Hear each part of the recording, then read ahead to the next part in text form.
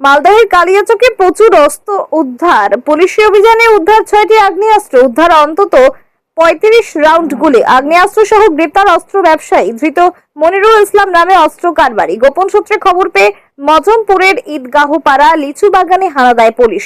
সেই সময় মনিরুলকে আটক করে উদ্ধার হয় অস্ত্রশস্ত্র। ধৃত মনিরুল মজমপুরের বালুগ্রামের বাসিন্দা। ধৃতকে জিজ্ঞাসাবাদ করে অস্ত্র কারবার সংক্রান্ত আরো তথ্য পাওয়া যেতে পারে বলে আশা করছে পুলিশ। কি উদ্দেশ্যে, কোথা থেকে এত আগ্নেয়াস্ত্রগুলি আনা হয়েছিল তাও খতিয়ে দেখছে পুলিশ। আরো জিজ্ঞাসাবাদের জন্য হেফাজতে নেওয়ার আবেদন জানিয়ে মনিরুলকে আজ মালদা জেলা আদালতে পেশ করে পুলিশ।